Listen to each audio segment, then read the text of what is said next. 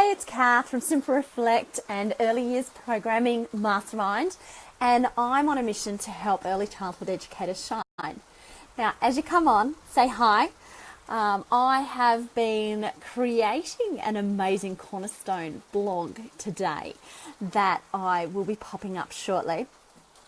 And it really made me think about some of the questions that I am getting through PMs and through emails and whatnot, but I'm actually not going to hop online tomorrow. So I thought I'd do a quick live stream now just to tell you what I've been doing and just to share a little clearer, I suppose, about what I am sharing and why I'm sharing.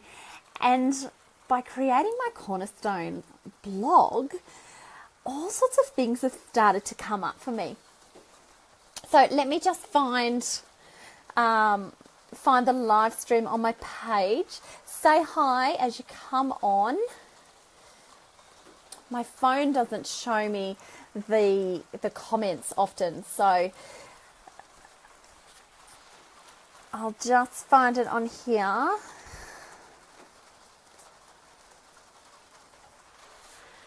Okay.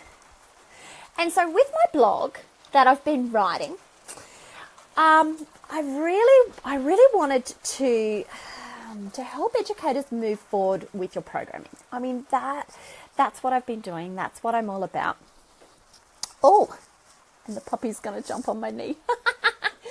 And so with my blog, I've been digging into some of the questions that I get from educators, and they seem to come in a wave.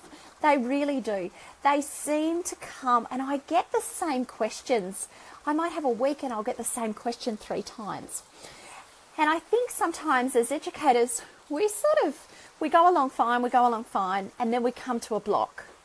And we need to learn how to move forward. And we move forward by really digging in and asking questions. And we ask questions to other educators. It's that simple. It really is. And so sometimes we ask questions that seem really, really basic. But they aren't basic. They feel basic and they seem basic, but they're actually quite complex. And we give ourselves a hard time because they do sound basic. But we want a basic one-line answer to what seems like an easy question. And often there's not an easy answer to give to what seems like an easy question. So we want maybe a one-line answer that will just help us move forward. But if the question is actually underlying complexity, then we really need to dig in a little bit deeper. And often it isn't that simple. And so then we get stuck. We get stuck because we expected an easy answer from an easy question. And what we get is lots of bits and pieces. I hope that makes sense. But we don't get the solution that we can easily use. We don't get the solution that we were looking for. And if we were actually looking for a particular solution, then we already knew the answer. We really did. We already knew the answer before we asked the question. Why do we ask such simple questions that really aren't simple at all? And it's because we want help to move forward, and we want help to move forward quicker, and we want reassurance that what we think the answer is actually the right answer. And so we look for another answer to ask, and around we go again. So we don't move forward. We don't feel like we're progressing and not stepping into being the educator that we really want to be for our precious children. So let's look, and I will just check. As you come on, say hi. especially if you're hearing the replay, I really want to know about the questions that you have around programming. What simple questions do you think of that you debate on, that takes up space in your head and that you really would love an answer to, or just a debate with other educators about? And so let me share some of the questions that I get from educators. And I do get asked these regularly. And these are just 3 questions that I wanted to share with you. And one is, where do I start with my programming? What seems like a really simple question. It's an easy question to ask, and it's one that even experienced educators that just aren't happy with their program come back and ask. And this one I get so much of the time that I've actually got a free webinar on. But we start with where the children are at, where their interests are, and the skills that can be taught through those interests. We really need to form a connection with the children that we are working with. We need to form a connection, we need their confidence, and we need their trust. And the question is clear. The answer is super clear. But the complexity of putting what I just said into place can be challenging and quite overwhelming. Another question that I get asked is, do I really need to do follow-ups? And you would be surprised how often I do get this question. So this is about having the connection with your children. So what are their real interests? Not what they are playing with because they are bored, or what are they drawn to because it's the only age-appropriate thing in the room. No, we really need to look at what the children are truly interested in. Do their eyes light up when you talk to them about something from a book? Or when they see something new that's out for the day? Really have the connection and the understanding to your children so that you know what they're interested in. And if you know what they're interested in, genuinely interested in, you will know what to follow up with.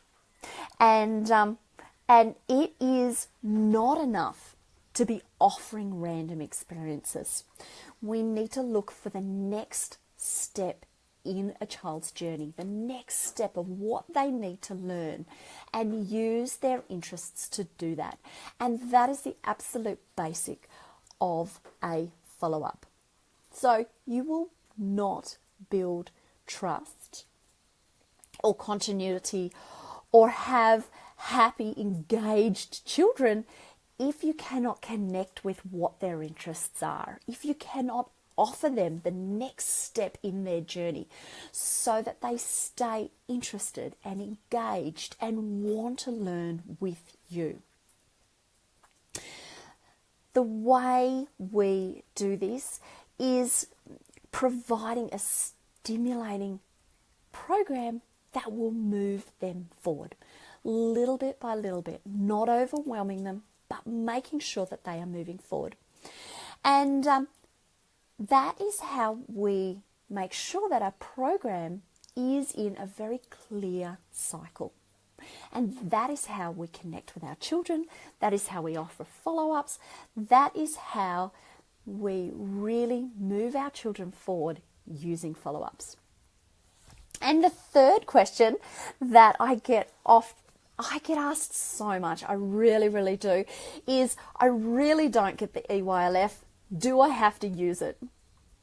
Again, a great, great question. And yes, let's debate this.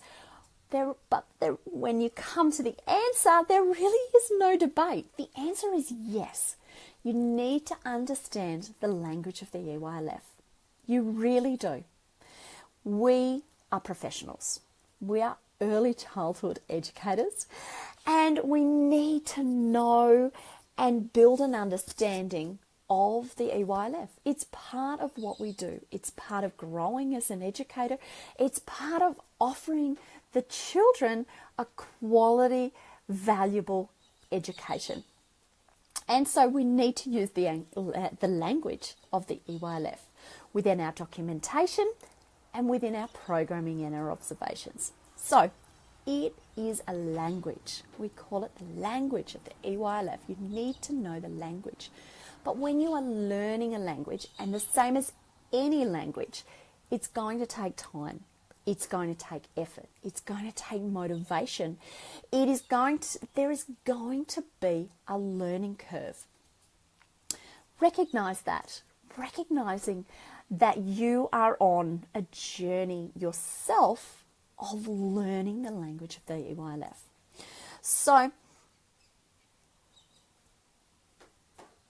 while you are learning, get yourself some cheat sheets.